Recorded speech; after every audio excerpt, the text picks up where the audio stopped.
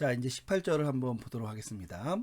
자, 앞에서 이제 사도께서 이제 그 어떤 두 부류의 사람들이 각각의 목적을 가지고 활동을 했지만 어쨌든 지금 그리스도가 선언되고 그리스도를 이렇게 선포하는 이런 일들이 일어난다는 것에 대해서 언급을 했잖아요. 그러니까 사실 사도께서는 자신의 처지와 상황과 상관없이 그리스도가 선포되는 것에 초점을 두고 있기 때문에 이 18절에서도 그런 내용을 이어서 가고 있는 겁니다. 18절 A부터 F절까지 한번 읽어보고 진행하도록 하겠습니다. 자, 한번 읽어볼까요? A절 띠 가르, B절 뿔렌 호띠 빤띠 뚜로페, C절 뚜로뽀, C절 에이테 프로파세이 에이테 알렐테이아, D절 크리스토 까땅겔레따이, 2절 까이 엔 뚜또 카이로, F절 알라까이 카레 소마이. 자, 이렇게 됩니다. 우리 한글 성경은 어떻게 됐느냐? 한글 성경은 굉장히 간단합니다. 그러면 무엇이냐?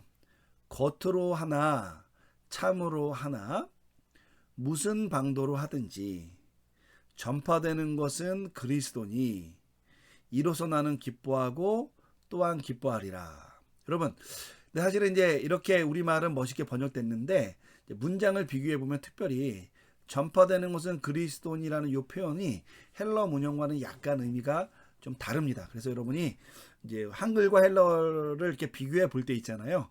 이런 어떤 차이점들을 좀 캐치해 보면은 또 설교할 때나 아니면 여러분들이 공부할 때 좀 도움이 되리라고 봅니다. 어쨌든 한번 다시 본문으로 가보도록 하겠습니다. 자, 우선은 띠 가르가 나왔는데 여러분 가르는 우리 접속사고 후치사잖아요. 그 두 번째 놓이니까 이렇게 됩니다. 그러므로 혹은 왜냐하면인데 문장이 전환되니까 그냥 그러므로가 좋은 것 같아요. 자, 그러므로 띠, what, 영어의 what이죠. 무엇인가 이렇게 되는 거죠. 우리 성경은 무엇이냐라고 했는데 사실은 이게 띠가 what도 되지만 그 외에 다른 의미도 전달될 수가 있는 거죠. 방법을 나타낼 수도 있고 이유를 나타낼 수도 있고.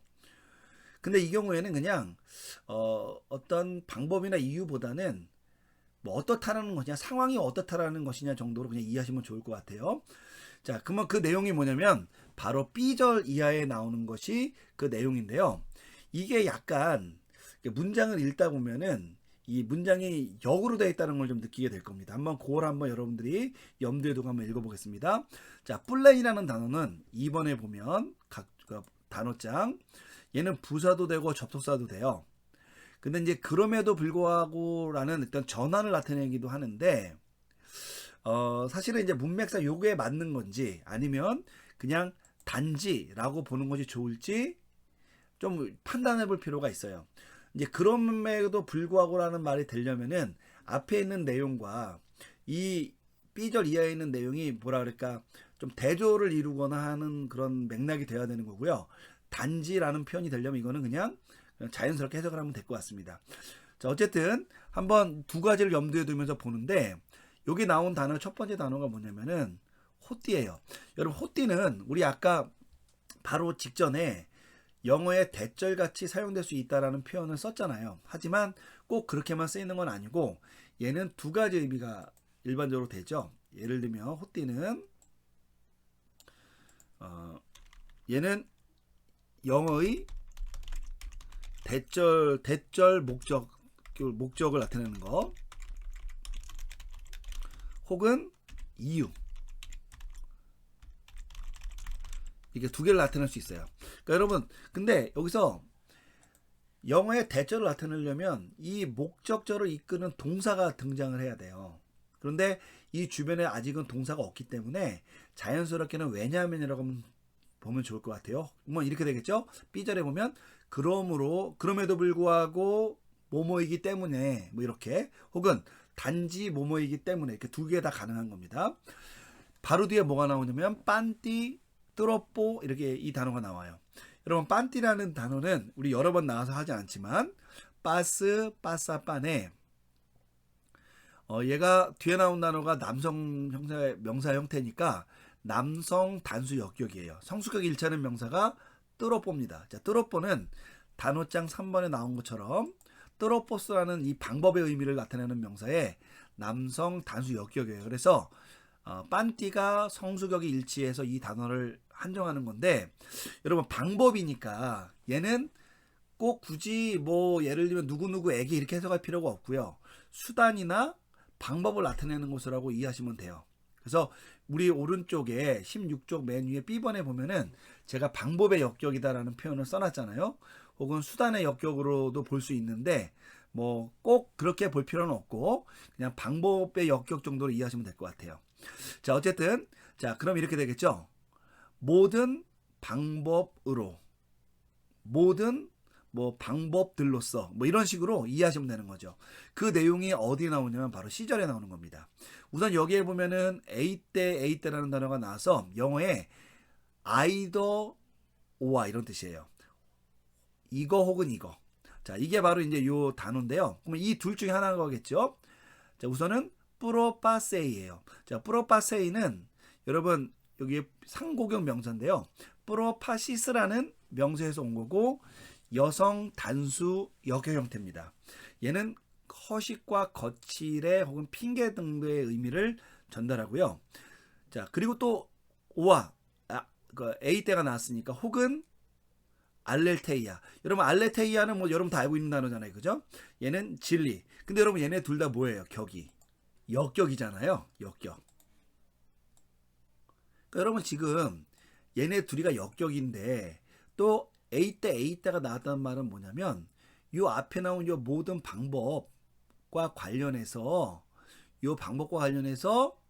얘네들이 보충적 의미를 전달해 준다고 보는 게 좋은 것 같아요. 그러니까 모든 방법으로 혹은 각 방법으로 예를 들면 거칠에 혹은 뭐 허식으로나 아니면 진리로나 이렇게 되는 거죠. 자, 근데 얘는 어쨌든 전부 다 역격 형태니까 방법을 나타내는 거니까 뭐 주어나 이런 게 아니죠. 근데 그 문장을 나타내는 주어와 동사가 어디 나오느냐?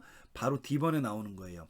자, 이 D번이 우리말에는 전파되는 것은 그리스도인이라고 되어져 있는데 헬러 성경으로는 그렇게 안 돼 있고요.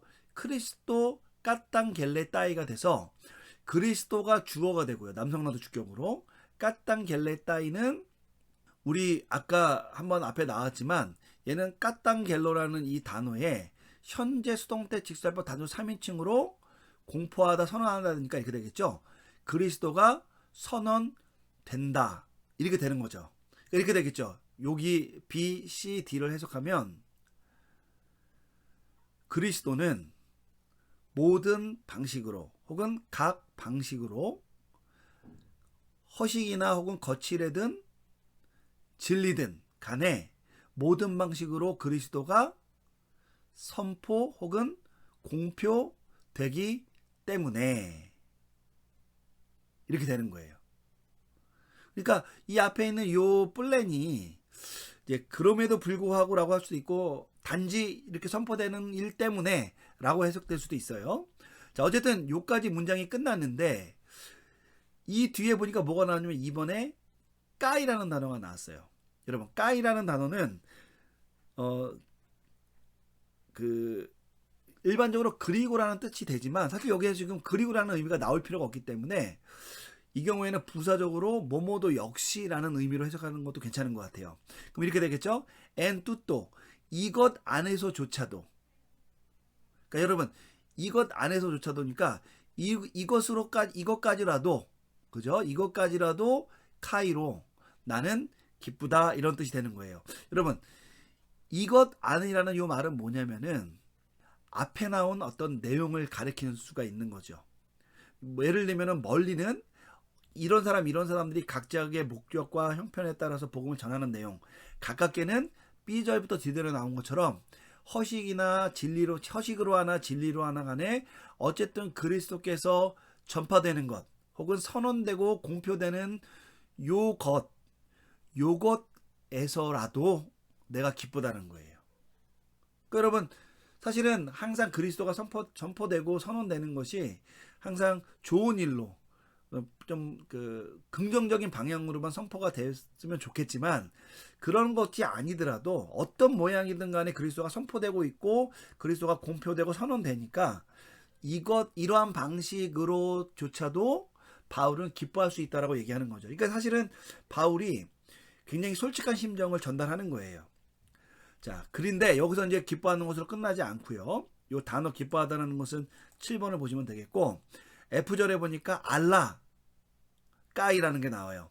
자, 알라라는 말은 대조적인 구문을 얘기하는 건데 사실은 이렇게 이런 형편에도 기뻐하는데 알라가 나왔으니까 반면에 라는 의미니까 뭔가 다른 어떤 뉘앙스가 있는 의미를 전달한다고 볼 수 있겠죠.